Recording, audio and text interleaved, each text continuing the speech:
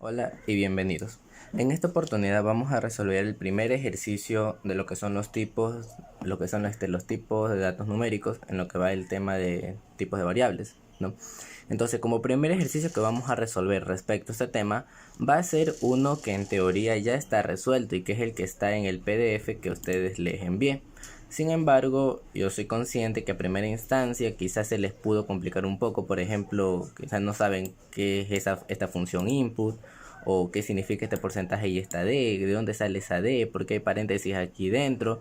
Y lo digo porque cuando recién estaba así mismo aprendiendo este tema, a nosotros lo que nos hicieron fue primero entregar el PDF, resolver los ejercicios que estaban ahí y luego nos explicaron la clase. Y en primera instancia, incluso a mí se me complicó bastante feo entender esto de aquí. Ya luego con la clase fue que lo vine a entender.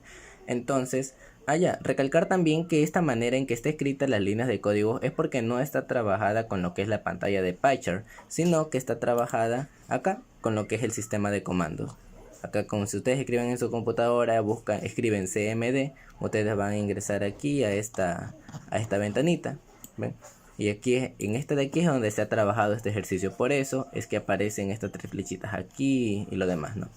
Pero en tal caso nosotros vamos a modificarlo un poquito y pues bueno, posteriormente voy a estar explicando cómo fue que se resolvió este ejercicio. Entonces, déjenme bajar ya. El ejercicio dice: supongamos que usted le solicita al usuario que ingrese un año. Ya, aquí está haciendo una palabra clave. Supongamos que usted le solicita al usuario que ingrese el año, es decir, que nosotros no vamos a estar trabajando con una variable fija. La persona con quien sea, la persona quien va a estar, como quien dice, probando el programa, va a tener que ingresar un año. Y ese año posteriormente va a tener que estar guardado dentro de una variable. Entonces, para que la computadora a nosotros nos pida por pantalla un valor, un dato o cualquier otra cosa, pero que la computadora misma nos pida, vamos a utilizar esta función, input. En este caso vamos a hacer una variable. Aquí en lo que es el sistema de Python creo que no reconoce la letra ñ, puesto que el lenguaje, puesto que las funciones las tiene en inglés y en el inglés no se usa la ñ, ¿no? Entonces, por eso, para no escribir año, se la guarda dentro de una variable año. Año va a ser igual. Esta función input es lo que nos va a pedir a nosotros que el computador nos pida por pantalla un dato. Input, abrimos paréntesis. ¿Ven? Esta función input a nosotros nos va a permitir ingresar un dato porque la computadora nos va a pedir. Dentro de él, entre comillas, podemos escribir lo que la computadora nos vaya a decir. Por ejemplo, queremos que la computadora nos diga: ingrese un año. Aquí sí se puede escribir la ñ. Ingresa un año. Para ponerle mejor estética podemos ponerle dos puntos y un espacio. ¿Ven? Esta función input nos permite que la computadora nos pida por pantalla un dato. Tal cosa que si en este punto yo le doy, ¿ven? En este punto yo le doy enter, ejecuto el programa, la computadora me va a pedir un año. Ingrese un año. Dentro de ese año yo puedo escribir, qué sé yo, 2019, le doy enter y el programa posteriormente va a seguir ejecutándose. Como en este caso tengo esta primera línea, solamente esta línea, el programa ahí estaría ejecutado. ¿Ven?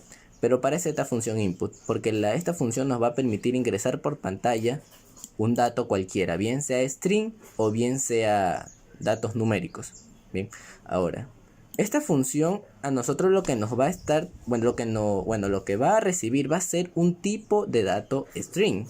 Si nosotros imprimimos, el tipo de dato de esa variable año, déjame ingresar un año cualquiera, 2019, nos va a decir que lo que está dentro de aquí es un tipo de dato string, no es un número como tal. Entonces, en este momento no vamos a poder trabajar, como quien dice, el resto del programa, porque esto de aquí es un tipo de dato string, no es un número como tal. ¿Ven? No es un número como tal. Recuerdan que en la clase anterior, del video anterior, yo les había explicado que aquí, cuando teníamos un número a manera de string, nosotros con la función int podíamos llevarlo a un tipo de dato numérico. Pues eso mismo vamos a hacer aquí. Y eso es lo que hace en la segunda línea, solo que en este caso yo lo voy a guardar dentro de otra variable. Voy a poner año 2. La función año 2 va a ser igual a int, porque yo quiero convertir en un número, ya no en unas letras, sino en un número, una variable. ¿Cuál es esta de aquí? La variable año. De esta manera, en esta segunda variable, en la variable año 2, aquí va a estar almacenado el año que yo quiera ingresar acá, ¿bien? El año que yo quiera ingresar acá, pero ahora sí me va a contar como número. Otra cosa que podemos haber hecho esto aquí, que sería lo mismo, es directamente escribir aquí el int. ¿Bien? Es escribir directamente el int acá. Va a ser lo mismo, porque si se dan cuenta, el int está afectando a la variable año. Y recuerden que cuando algo afecta a una variable, no es que afecta a la palabra como tal, sino a lo que está contenido dentro de la variable. Entonces el int está afectando a todo esto. Por eso se lo pudo haber escrito de esta manera. Sin embargo, para no hacernos tanto rollo, lo voy a dejar así. Recuerden, en esta primera línea lo que hacía era pedir por pantalla un año, y en esta segunda línea el año lo estoy convirtiendo en un número. Hasta ahí llevamos esta primera parte. Supongamos que usted le solicita al usuario que ingrese un año. Aquí el usuario ya ingresó un año. Luego nos dice, y su programa debe decirle al usuario si el año ingresado es o no bisiesto. Esas van a ser las siguientes líneas de códigos que vamos a tener que ejecutar. Ahora, ¿cómo yo sé si un año es bisiesto o no es bisiesto? Aquí el ejercicio nos está dando una serie de condiciones. Nos dice, un año es bisiesto cuando cumple las siguientes reglas. Tenemos que hacer cumplir estas reglas para determinar si el año es o no bisiesto. Primer punto nos dice, es divisible para 400. Un año es bisiesto si es divisible para 400. ¿De qué otra manera nosotros podemos ver esta parte de que es divisible para 400? Simple.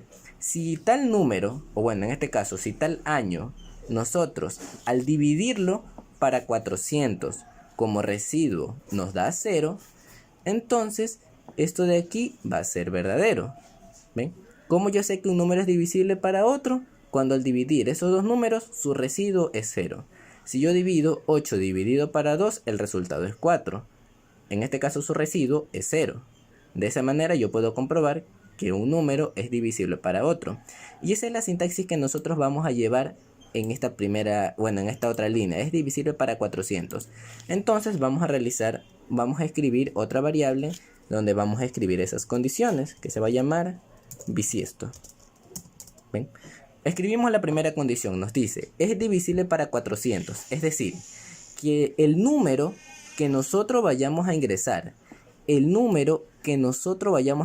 que está almacenado dentro de esta variable, año 2, el número que nosotros vayamos a ingresar, si ese número nosotros lo dividimos para 400,